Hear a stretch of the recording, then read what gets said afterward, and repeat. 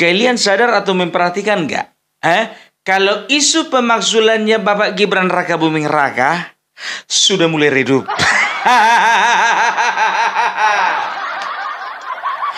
Kan udah ku bilang dari kemarin-kemarin, biarkan aja redup sendiri itu.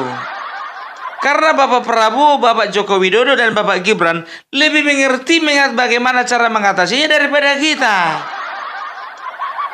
Terbukti kan? Isu ini digulirkan tanggal 18 April. Sekarang masih tanggal 3 Mei. Artinya apa? Masih sekitar 2 minggu. Kalau dibilang masih seumur jagung juga belum. Kalau dibilang umur jagung katanya 4 bulan baru panen.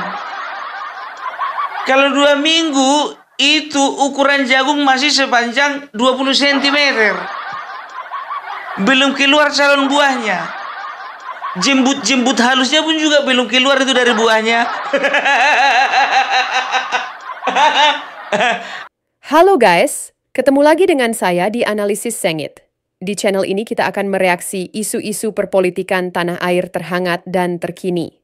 Seperti biasa, saya akan mengajak kalian menyimak video dari seorang pakar pengamat politik dunia maya terkeren abad ini. Siapa lagi kalau bukan Opung Parbelak? Selain ulasannya daging semua, juga sangat koclak dan dijamin mengocok perut kita semua. Sangat cocok ditonton oleh kita semua yang penat setelah seharian bekerja. Tonton hingga habis ya guys, karena ulasan dari saya akan saya sajikan di bagian belakang video. Jadi mari kita saksikan dulu videonya hingga usai, baru kita ulas bareng-bareng di bagian belakang. Jangan lupa tulis pendapat kalian di kolom komentar. Nah, membahas apakah Opung kali ini? Mari kita simak saja bareng-bareng videonya. Ini dia. Kalian sadar atau memperhatikan nggak? Kalau isu pemakzulannya Bapak Gibran Raka Buming Raka sudah mulai redup.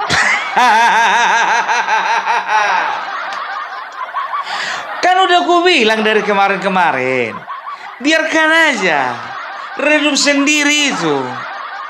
Karena Bapak Prabowo, Bapak Joko Widodo, dan Bapak Gibran lebih mengerti bagaimana cara mengatasinya daripada kita. Terbukti kan?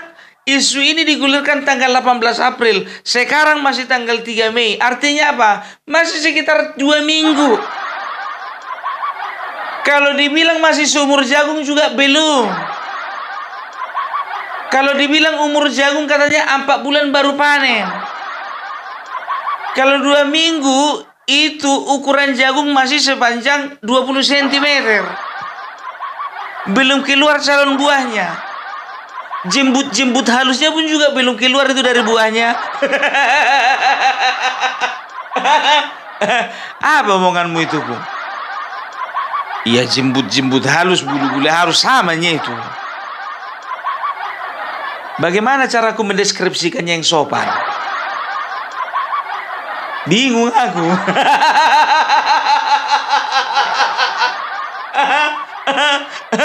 Ya, itu dia ya. Jadi kalau lebih tepatnya sih, kalau ku bilang ini bukan seumur jagung ini. Seumur telur bebek. Telur bebek aja 3 minggu baru netas. Nah, ini lebih singkat daripada telur bebek. 2 minggu. Iya kan? Nah, sekarang kalau bicara tentang kasusnya petisi ini, kan makin kesini makin percaya kalian kan. Kemarin di awal-awal ya, para purnawirawan ini ya menginginkan ada 8 petisi yang dipenuhi, yang sebaiknya dipenuhi oleh pemerintah, ya kan? Nomor 1, 2, 3, 4, 5 ya, segala macam pertambangan pun juga situ masuk. Ujung-ujungnya apa? Gibran. Kan udah gue bilang dari kemarin, ujung-ujungnya pasti Gibran. Ternyata betul, coba dari petisi nomor 1 ya, kembali ke Undang-Undang Dasar 45. Penekanannya di mana? Dari kemarin sampai sekarang nggak ada penekanannya. Nggak ada. Asyik Gibran aja yang dibahas. Setelah itu petisi nomor 2, petisi nomor 3, petisi nomor 4 mengenai pertambangan ada dibahas. Tetap Gibran aja. Dari 8 petisi, Jadi capek-capek kalian kemarin itu bikin petisi 8. Bikin aja petisinya cuma 1. Maksudkan Gibran, udah selesai. Capek kalian menyusunnya itu 1, 2, 3, 4. Langsung aja bikin di situ 8. Nggak usah nomor 1 sampai nomor 7 ditiadakan. Bikin aja langsung nomor 8. Udah selesai. Iya kan? Nah, sekarang ya, aku ingin sampaikan, aku ingin tunjukkan sama kalian ya, bahwasanya kemarin kan tanggal 21 April ya, Persatuan Pensiunan TNI Angkatan Udara sudah mengeluarkan surat pernyataan bahwasanya ya mereka itu tidak mewakili dari purnawirawan secara umum, kan begitu. Tanggal 28 April menyusullah dari TNI AD dan juga dari TNI AL. Aku sempat bertanya-tanya, mana ini Polri? Persatuan Purnawirawan Polri mana? Kan begitu, ya kan? Tapi tahu ndak kalian, jujur aja ya, baru kemarin aku melihat video bahwa mereka ketua-ketua umum dari Persatuan Purnawirawan, termasuk Persatuan Purnawirawan Polri, sudah duduk bersama dan menyatakan sikap. Ya. Pernyataan sikap bersama Pepabri, LPRI, PPAD, PPAL, PPAU, PP Polri, dan PERI. 1. Wadah Purnawirawan TNI Polri yang resmi adalah Pepabri, LPRI, PPAD, PPAL, PPAU, PP Polri, dan PERI. 2. Soliditas TNI Polri merupakan jaminan bagi tetap tegaknya dan utuhnya NKRI. Oleh karena itu, diperlukan konsolidasi yang terus-menerus. 3. Purnawirawan TNI Polri walaupun sudah purna tugas, tetapi belum purna pengabdian, tetap berpedoman pada Sabta Marga, Sumpah Prajurit, dan Tribrata, sehingga Purnawirawan TNI Polri tetap setia dan taat kepada konstitusi. 4. Purnawirawan TNI Polri mendukung sepenuhnya program pemerintah sesuai dengan Asta Cita. 5. Purnawirawan TNI Polri mengajak semua lapisan masyarakat untuk bersama-sama mendukung kelancaran pembangunan nasional. Selesai. Terima kasih. Jadi ingat ya, 3 Matra plus 1 Polri ya, itu sudah menyatakan sikap bahwasanya yang dimaksud 332 purnawirawan itu memang bagian dari mereka, tapi mereka tidak mewakili seluruh purnawirawan yang ada di dalam tubuh TNI dan Polri. Udah kalian dengar videonya? Udah kalian dengar? Jadi mana kalian lebih yakin? Dengan bapak-bapak dari institusi Persatuan Purnawirawan yang resmi atau yang kurang resmi?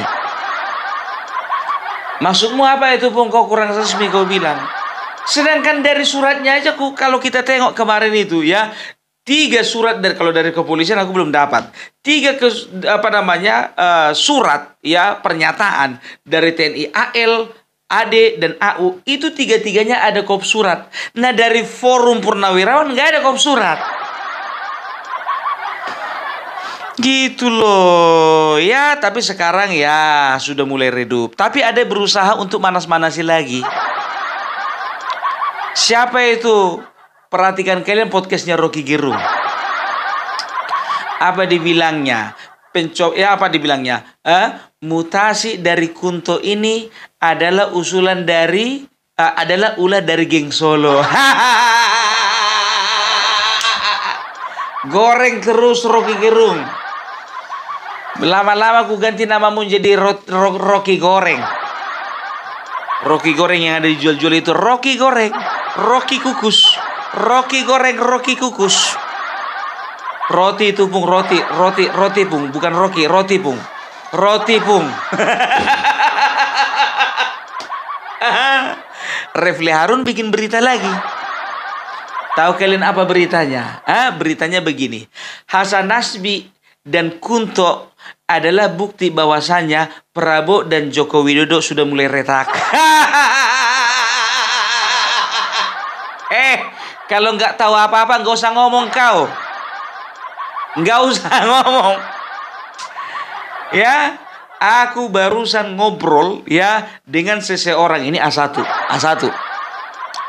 ini. Nggak perlu kusebutkan namanya karena ini bersifat rahasia ya, karena ini berhubungan dengan abdi dalam. Lama aku nelpon tadi biar tahu kalian. Jadi beliau mengatakan bahwasanya ketika saya tanyakan begitu ya beliau kasih gambaran begini, bahwasanya Bapak Prabowo dan Bapak Joko Widodo sedang baik-baik saja. Pung, nggak ada yang perlu dikhawatirkan. Rocky Gerung sosok komentar kau, ulah geng Solo. Makanya ku bilang, apa yang kasat mata Rocky Gerung, hati-hati karena apa? Belum tentu apa yang kasat mata itu itu menunjukkan keaslian dari sebuah kisah. Ngerti nggak kau bahasa aku, Rocky? Ngerti nggak? Ngerti nggak? Itu dia. Jadi belum tentu apa yang nampak dalam matamu itu yang tersirat maknanya, belum tentu. Gitu loh. Masa harus gua ajari kawan? Jadi sebetulnya kawan ini mungkin nggak tahu atau mungkin memang pura-pura nggak tahu. Tahu dia sebetulnya, tapi disengajakan supaya kelihatan nggak tahu gitu. Biar bisa ada bahan berita. Refli Harun begitu juga. Dari mana jalannya? Dari kemarin, mulai dari Pilpres sampai sekarang, Refli Harun jualanmu itu selalu itu aja. Prabowo dan juga Joko Widodo retak. Prabowo dan Joko Widodo sudah mulai tidak saling percaya. Prabowo sudah tidak menyimpan lagi kepercayaan Gibran. Prabowo mencoret PSN daripada Joko Widodo, artinya apa? Prabowo tidak mau lagi didikte oleh Jokowi. Itu aja jualanmu dari kemarin. Kalah apa? Ya, jadi jangan kau pancing-pancing, jangan kau panas-panasi. Orang udah apa ini sekarang? Sudah redup, ya, sudah reda, sudah adem ayam, kan? Tapi cuman mau dibilang harus bikin konten dia ya kan? Kalau nggak bikin konten dia nggak gajian. Kok jadi kau yang sewot? Ini udah mulai redup. Di konten tadi pagi aku sudah sampaikan sama kalian ya, apa alasan Kunto Wibowo itu ya dibatalkan mutasinya. Sudah secara gamblang. Terserah kalian mau percaya Opung Parbelak atau Rocky Gerung, terserah. Kau Opung Parbelak ya, sekarang dasarmu apa? Kau itu bukan seorang intelektual. Hey, Kisana, don't judge the book by its cover. Jangan pernah nilai sebuah buku dari sampulnya. Kalau sampulnya jelek, belum tentu isinya nggak bagus. Kan begitu.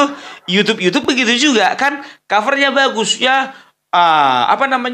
Pokoknya cantik lagi, isinya entah apa aja. Gitu banyak YouTube sekarang, termasuk itu kalian. Baik kali cerita kalian. Rajin kali orang yang diposting, betul. Banyak pula yang percaya. Banyak pula yang nonton. Udahlah Rocky.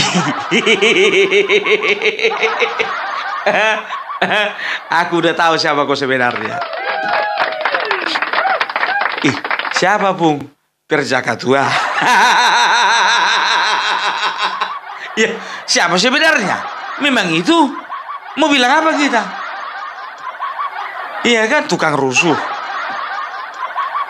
Setelah itu, tukang hasut. Mulut kotor.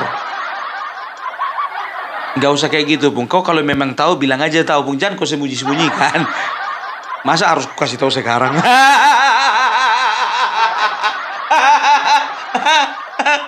Aduh. Aduh. Jadi kita udah lihat gerakan-gerakan seperti ini ya. Jadi kan kemarin ku bilang juga, kenapa sih ya gara-gara masalah ijazah palsu ini dan juga masalah purnawirawan ini, kok kita jadi hilang perhatian ke Hasto? Sadar nggak? Sudah mulai hilang perhatian kita ke sebelah sana kan? Pung, apakah ini yang disebut dengan pengalihan isu? Nggak tahu juga aku.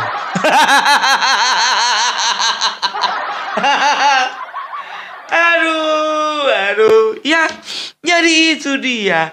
Ya, jangan pernah mencoba-coba memecah belah antara TNI dan juga rakyat. Nggak boleh. Itu dia. Dan tahu enggak kalian, tadi aku ketahui kali ya, aku nggak perlu sebutkan nama ya. Ada seorang paranormal. Ya, dia itu menggambarkan bahwasannya Indonesia sebentar lagi akan ada kudeta. Kudeta kata sebentar lagi. Aku dari kemarin ini jujur aja aku bilang gak pernah yakin aku sama omongannya ini. Kalau kalian mau yakin terserah lah. Ya, sedangkan dia kemarin sakit, biar tahu kalian gak bisa diramalnya bagaimana kondisi kesehatannya. Boro-boro mau ngeramal keadaan bangsa ini, kesehatannya sendiri pun gak bisa diramal. Tiba-tiba menghilang dia kan. Mana kawan ini gak pernah ngeramal lagi kan begitu. Munculnya di televisi, iya saya lagi sakit. Waktu pilpres kemarin tahu kalian apa dibilang? Ada 2 calon. Di putaran kedua ini akan ada 2 putaran katanya. Coba ramalan dia katanya apa, pilpres kemarin katanya 2 putaran. Yang saya ramal ini sepertinya ini akan beda-beda tipis antara peroleh suara pertama dan suara kedua. Suara pertama ada salah satu calon ini berdarah Jawa asli. Dan ada satu calon lagi berdarah campuran. Dan mereka suara mereka beda tipis. Jadi arahnya ini yang satu Prabowo, yang satu lagi Ganjar. Karena Prabowo berdarah campuran Jawa Minahasa, Ganjar asli Jawa. Oke, yang 2 ini bolehlah. Tapi dikatakan katanya selisih suaranya sedikit. Jauh brother, jauh. 58 ke 16%. Bedanya 42%. Kemarin dia prediksi, menurut saya ini Prabowo 45%. Jauh. Jadi nggak usah kau ngomongin kudeta. Ya, tidak ada alasan kuat ya akan terjadi yang menunjukkan bahwasannya kudeta akan potensial terjadi. Ya, yang pertama. Pertama untuk TNI, mulai dari TNI AL, AD dan AU ya, dan juga kepolisian sudah dipastikan mereka itu adalah orang-orang yang setia kepada presiden. Itu dia. Itu yang pertama. Baru yang kedua, kita harus tahu bahwasanya ya kemarin sebagian besar orang-orangnya Bapak Joko Widodo itu masuk juga ke dalam lingkarannya Bapak Prabowo. Artinya apa? Ada keberlanjutan. Kudeta apa? Yang ada keberlanjutan, bro. Nggak usah sok-sok meramal-ramal lah kau. Udah tutup aja lah ramalanmu itu. Nggak boleh kayak gitu, Bung. Gitu caranya cari uang. Kayak mana nyopung ini? Ya udah, ramal lah dulu aku. Kira-kira ya, ku tantang dulu kau ya. Ramal dulu aku. Kira-kira tahun depan bisa nggak aku jadi komisaris utama? Ku challenge dulu. Bisa nggak aku jadi komisaris utama? Ini enggak aja. Ayo, yuk. Semua YouTuber Nusantara yuk. Panggil dia satu-satu ke podcast masing-masing. Minta diramal. Mas Agri minta diramal. Brojo Musti minta diramal. DJ anak jenderal minta diramal, Mas Hengki minta diramal, Mas Bendol minta dilamar. Enggak aja. Jangan memperkeruh suasana lah bro, iya kan? Udah nggak saatnya lagi seperti itu. Tapi memang di ujung-ujungnya pandai dia apa dibilangnya? Ya, ramalan saya ini bisa benar bisa salah. Kalau itunya bahasamu nggak perlu kau bilang begitu. Aku pun bisa. Kalau ada disclaimernya, ramalan saya ini bisa benar bisa salah. Aduh, tepuk tangan dulu untuk Bapak Joko Widodo, Bapak Prabowo, Bapak Gibran Rakabuming Raka, dan untuk kita semua.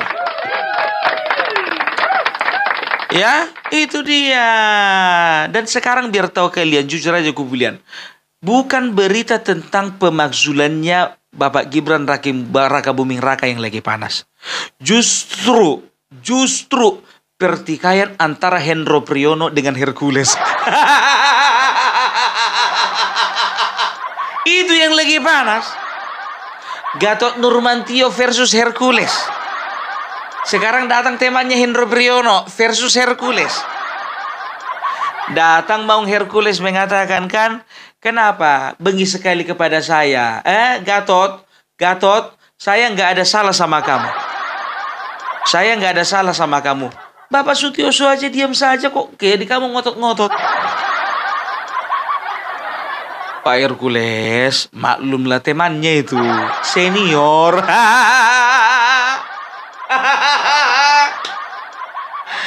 Aduh. Ya itu dia.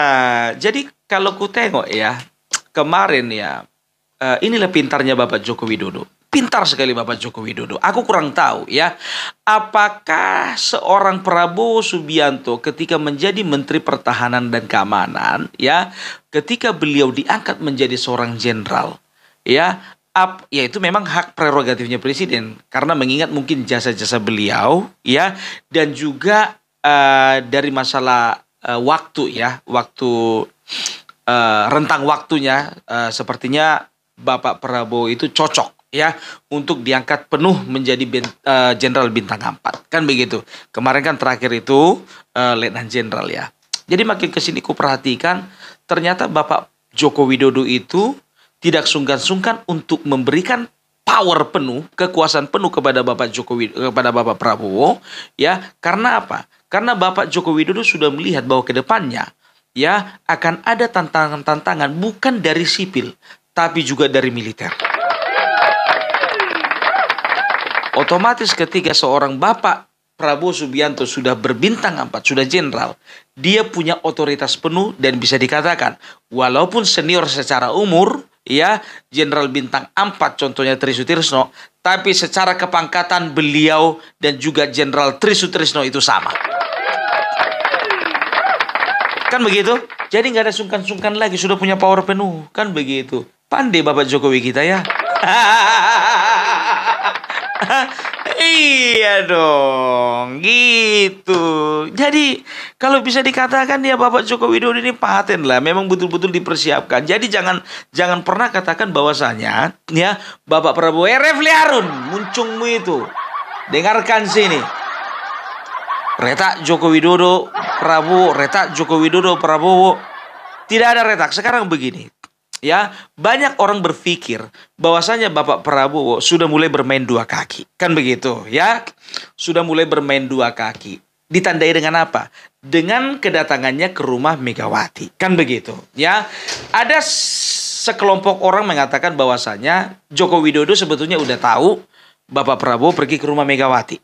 Tapi ada juga sebagian ya beropini bahwasanya Bapak Joko Widodo belum tahu. Ya, ketika Bapak Prabowo berangkat ke rumah Ibu Megawati, belum diberitahu, kan begitu. Nah, sekarang begini, ya, makin kesini aku makin melihat seperti ini. Sepertinya mereka sengaja, ya, Bapak Prabowo dan Bapak Joko Widodo sengaja, ya, membuat situasi seolah-olah mereka sedang retak, seolah-olah mereka sedang pecah. Supaya apa? Supaya makin kelihatanlah, ya, mana orang-orang yang memang menginginkan keretakan daripada mereka berdua, dan juga mana orang-orang yang menginginkan rekonsiliasi tetap terjaga. Nah, mulailah muncul ke permukaan, ya, barisan-barisan sakit hati, ya, yang kita anggap sampah lah dulu itu, ya kan, yang udah dipanggil polisi, ya, itu dari sipil. Nah, sekarang sudah kelihatan dari kaum militer. Ya, jadi Bapak Joko Widodo sudah bisa menunjukkan, Pak Prabowo, Bapak perlu hati-hati dengan yang ini, dengan yang ini, dengan yang ini, dengan yang ini, dengan yang ini. Itu dia. Jadi ya bisa saja dalam strategi perang kan seperti itu, ya. Kita seolah-olah musuh, padahal sebetulnya di balik layar kita sekutu. Gitu dia. Tapi sebetulnya ya kalau kita masuk ke lingkaran yang lebih dalam lagi, kalau kita tanya mereka semuanya, mereka seragam. Mereka katakan tidak ada permasalahan dan sampai sekarang masih tetap solid antara Bapak Prabowo dengan Bapak Joko Widodo, antara Bapak Prabowo dengan anggota-anggota dari Kimples. Clear? Itu menurut Opung Parbella. Pung, analisamu itu hasil dari pemikiranmu atau hasil diskusimu dengan beberapa orang yang ada di mana aja lah. Ya itu tergantung kalian menilainya, kan begitu. Ya aku hanya menyampaikan saja supaya kalian bisa lebih cerdas lagi dan juga kalian itu bisa lebih mencerna lagi gitu. Itulah namanya politik. Ya kan?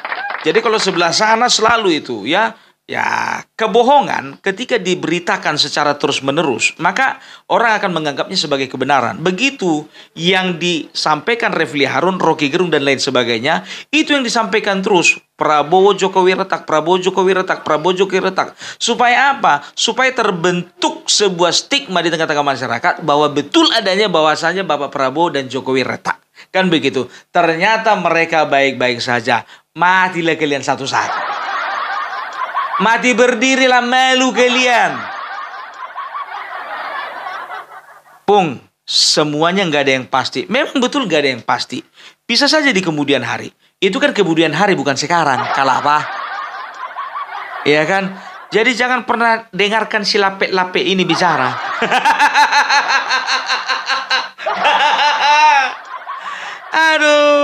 Aduh ya.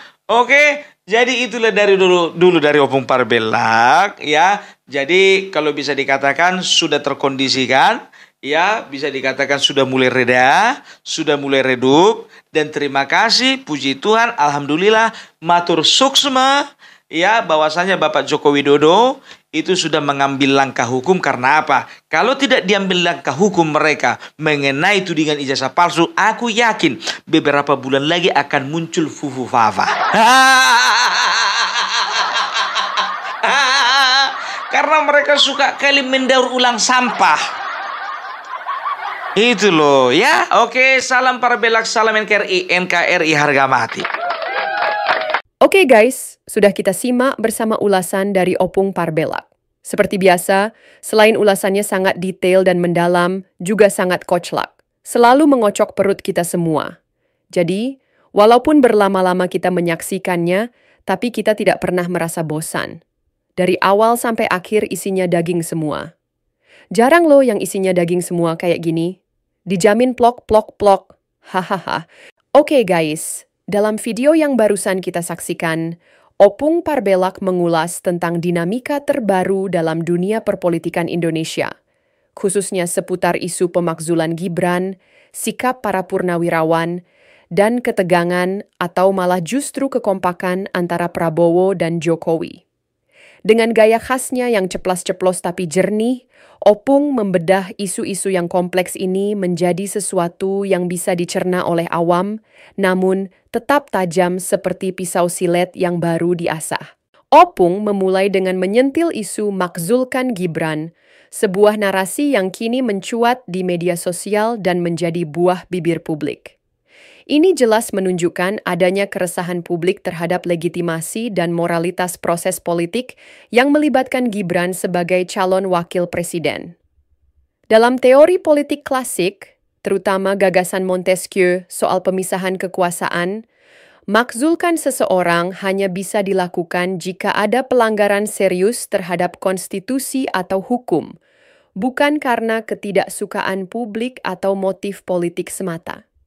Maka ketika Opung menyindir bahwa seruan makzulkan Gibran terdengar seperti obrolan warung kopi yang direkam dan disebarkan ke TikTok, itu sebenarnya kritik tajam terhadap bagaimana perbincangan politik kini cenderung populistik dan kehilangan bobot argumentatif. Selanjutnya, kita disuguhi ulasan mengenai sikap para purnawirawan yang mulai tampak mundur teratur. Analogi ini bukan tanpa makna. Seperti dalam strategi militer, mundur bukan berarti kalah, tapi bisa jadi bagian dari siasat untuk mengambil posisi yang lebih kuat. Opung menyindir bahwa beberapa purnawirawan yang dulunya vokal kini mulai bungkam, mungkin karena tekanan, kelelahan, atau melihat bahwa medan pertempuran politik sudah terlalu keruh. Ini mengingatkan kita pada pepatah Jawa, "Wani ngalah luhur wekasane." Berani mengalah demi kebaikan yang lebih besar. Tapi Opung dengan lihainya memutar pepatah itu jadi sindiran. Jangan-jangan bukan ngalah, tapi ngales? Hahaha. Disinilah kelihayan Opung memainkan diksi dan humor untuk menohok tanpa membuat suasana terlalu tegang. Kemudian pembahasan sampai pada hubungan Prabowo dan Jokowi yang disebut-sebut tetap solid. Ini menarik karena secara politik banyak yang menduga akan terjadi friksi antara dua kekuatan ini setelah pemilu. Namun dalam analisis Opung, soliditas mereka justru seperti pelangi setelah hujan badai. Tapi jangan salah, pelangi bisa jadi ilusi optik. Prinsip realisme dalam politik mengajarkan kita bahwa aliansi itu dibangun atas dasar kepentingan, bukan perasaan. Jadi ketika Opung menyebut solid tapi diam-diam menyusun strategi masing-masing, ini bukan sekadar candaan, melainkan refleksi dari real politik ala Machiavelli. Bahwa kawan bisa jadi lawan tergantung siapa yang pegang kartu truf.